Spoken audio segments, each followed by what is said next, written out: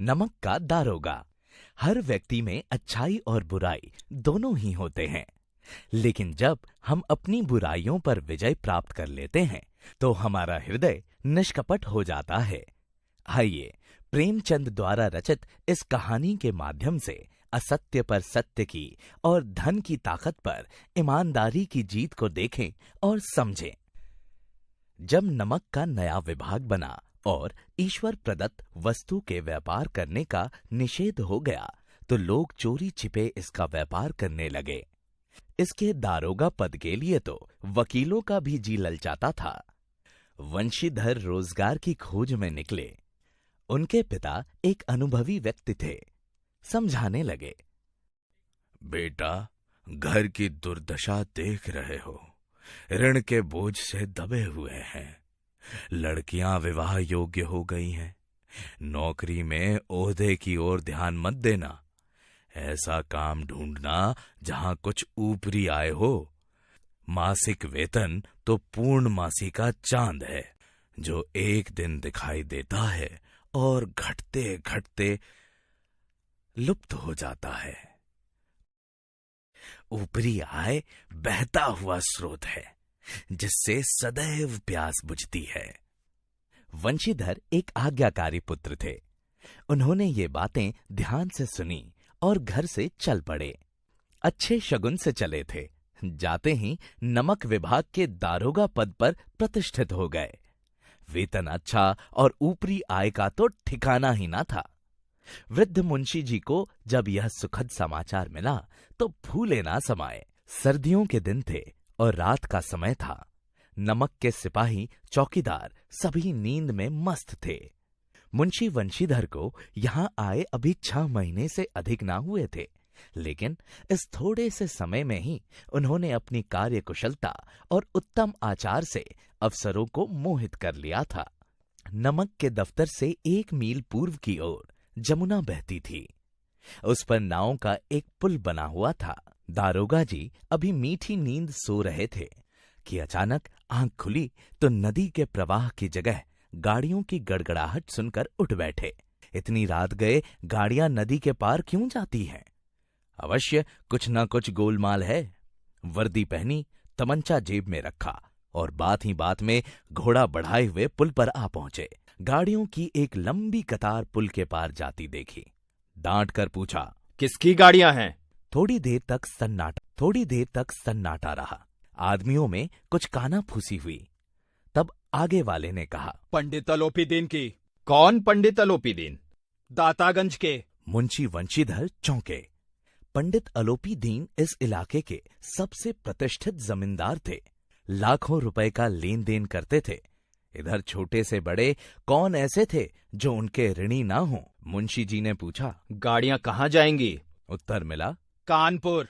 लेकिन यह प्रश्न करते ही कि इनमें क्या है, सन्नाटा छा गया। दारोगा साहब का संदेह और बढ़ा तो उन्होंने घोड़े को एक गाड़ी से सटाकर बोरे को टटोला। भ्रम दूर हो गया। ये नमक के ढेले थे। पंडित अलोपीदीन अपने सजीले रथ पर सवार चले आ रहे थे। अचानक कई गाड़ीवानों ने घबराते हुए आकर कहा, महाराज, दारोगा ने गाड़ियां रोक दी हैं और घाट पर खड़े आपको बुलाते हैं। पंडित अलोपीदीन का लक्ष्मी पर अखंड विश्वास था। न्याय और नीति सब लक्ष्मी के ही खिलौने हैं। इन्हें वे जैसा चाहती हैं नचाती हैं। लेटे लेटे गर्व से बोले, चलो हम आते हैं। यह कहकर पंडित जी ने बड़ी निश्चिंतता से पान खाया और फिर लिहाफ ओढ़े हुए दरोगा के पास आकर बोले, बाबूजी, आशीर्वाद कहिए। हमसे ऐसा कौन सा अपराध हुआ कि गाड़ियां रोक दी गईं? वंशीधर रूखे स्वर में बोले, सरकारी हुक्म। अलोपीदीन ने हंसकर कहा, हम सरकारी हुक्म को नहीं जानते और ना सरकार को। हमारे सरकार तो आप ही हैं। हम कभी आपसे बाहर हो सकते हैं भला? आपने व्यर्थ ही कष्ट उठाया। यह तो हो ही नहीं सकता कि हम इधर से जाएं और आपको भेंट ना चढ़ाएं। अलोपीदीन की बातें सुनकर वंशीधर कड़क कर बोले, हम उन नमक हरामों में नहीं हैं जो कौड़ियों पर अपना ईमान बेचते फिरते हैं। आप इस समय हिरासत में हैं। आपका कायदे के अनुसार चालान होगा।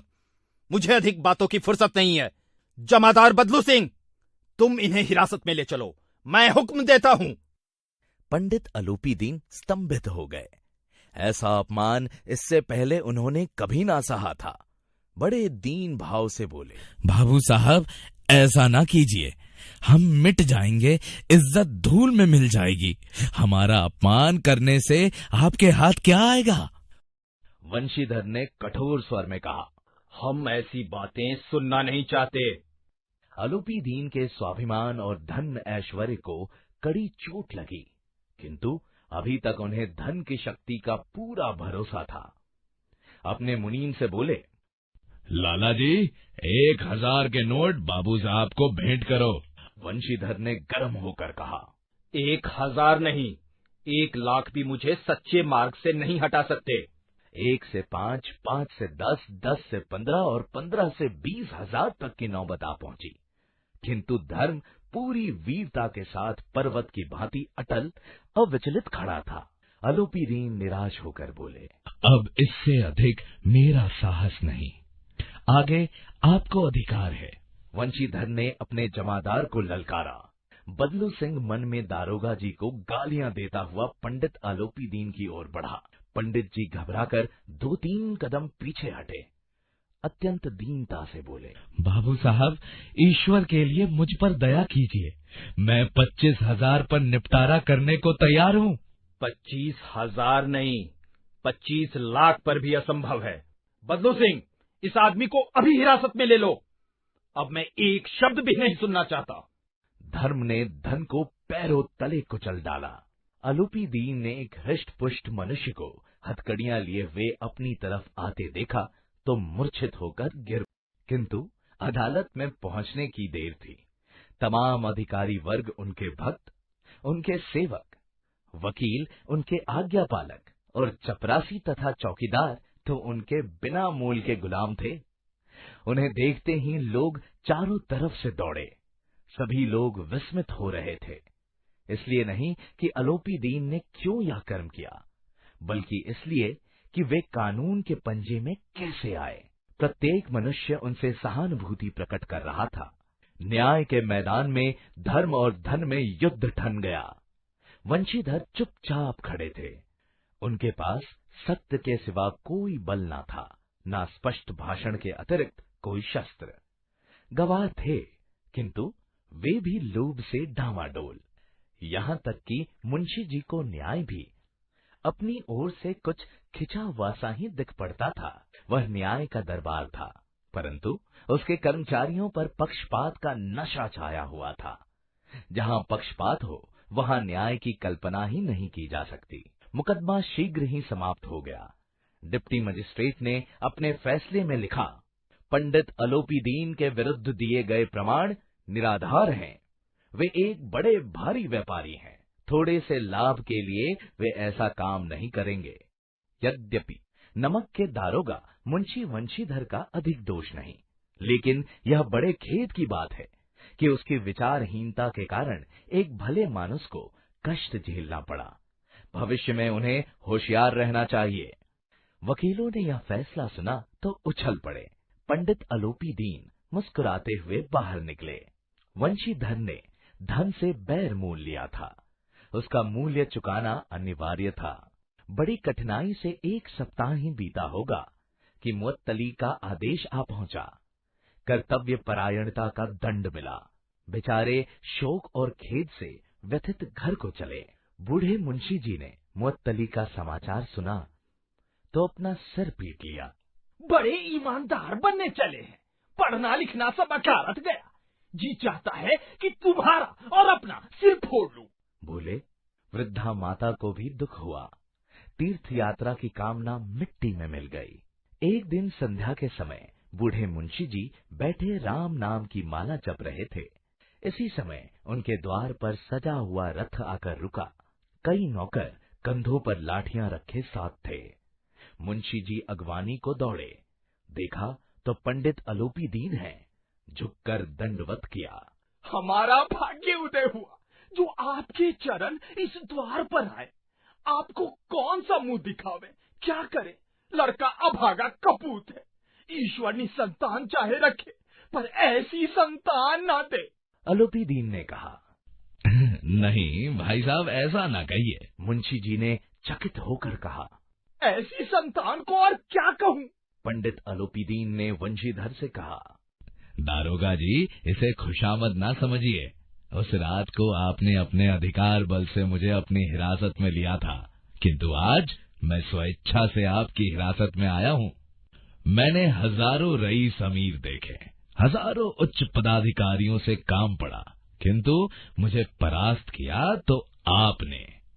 मैंने सबको अपना और अपने धन का गुलाम बनाकर छोड़ दिया। मुझे आज्ञा दीजिए कि आपसे कुछ विनय कर सकूं। पंडित जी की बातें सुनी तो वंशीधर के मन का मैल धुल गया। पंडित जी की ओर उड़ती हुई दृष्टि से देखा तो सद्भाव झलक रहा था।